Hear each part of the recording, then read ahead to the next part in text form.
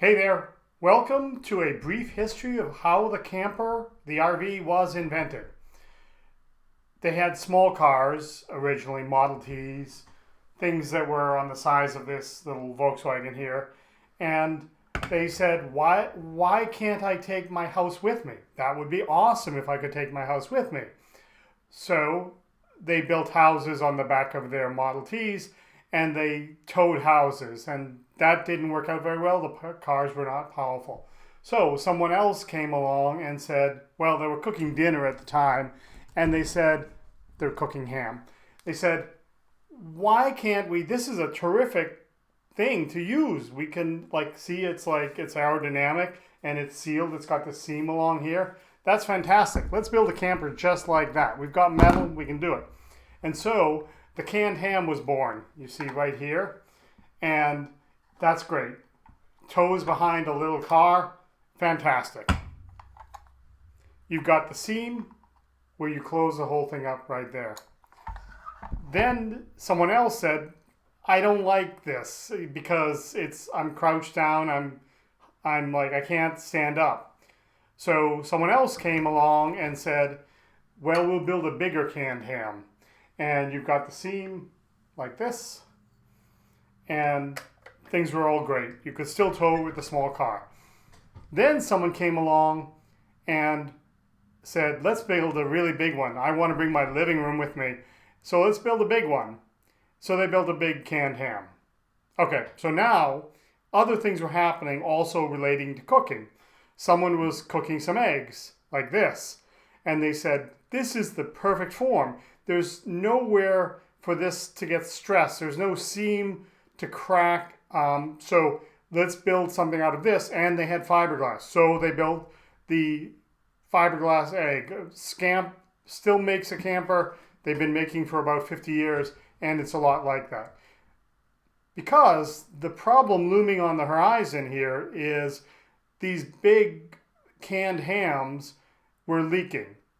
They would go down the road, the frame would rack and twist, the whole body would twist, and that seam, which has gum underneath it, would come loose. And water would get in, water would freeze, or water would get in and water would rot things. The net effect is the sidewall here is all ruined and your camper starts to fall apart. At the same time, well, probably before, maybe afterwards, probably before, someone else came along and says, let's make a box. Let's make, something like this, a box here. And what we'll do so that we don't have the leaking is we'll have a much bigger angle or extrusion that goes on this seam here.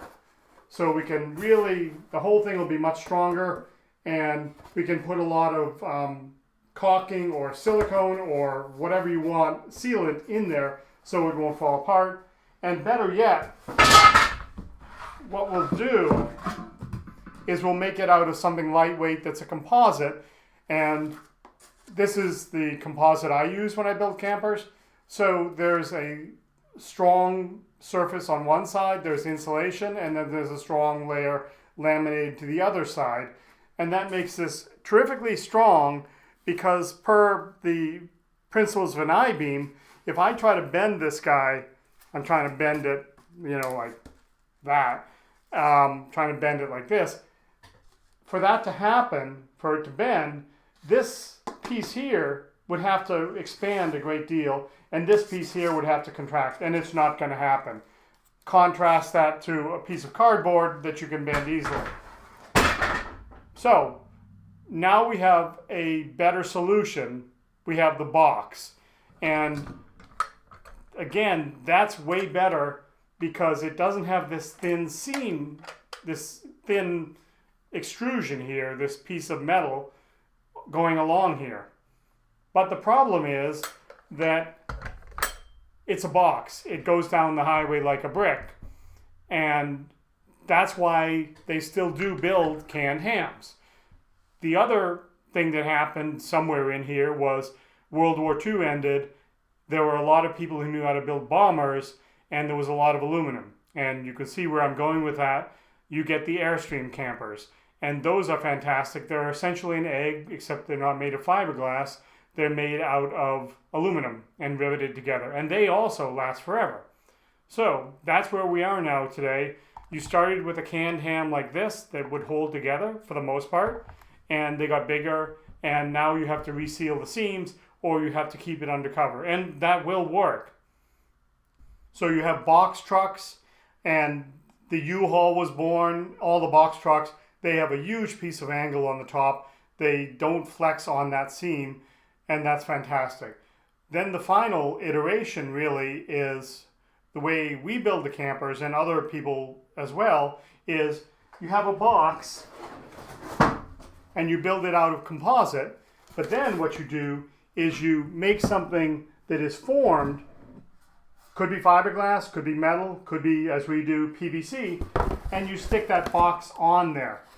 This is a cookie sheet, and there is no seam right here, and it's quite strong and it's quite rigid. So if you stick this on top of your box, instead of angle, you also have a really good way of sealing the roof. But your problem is, you've still got a box. So then what some people who build composites do, composite campers do, is they make an angled front because to have a curve like that would be extremely expensive to build. So there you have it. You have the different kinds of campers, 4 different kinds really. You have the canned ham, which is here. You have the fiberglass or aluminum egg. You have the box, the composite box with a big chunk of angle on there. And finally you have a formed top roof. Now, again, there has to be a solution to how this goes down the road without being a monster. And we build campers and we solve it in 2 different ways that others do as well. Namely, we make a square drop. So it's not very tall, it doesn't sit very high behind your car, and also we make a rounded front. So that's a whole nother design exercise we went through. Thanks for watching How to Pick a Camper, Part 1, Durability. Stay tuned for the next part, which is going to cover cost. And as usual, like, subscribe, comment, share.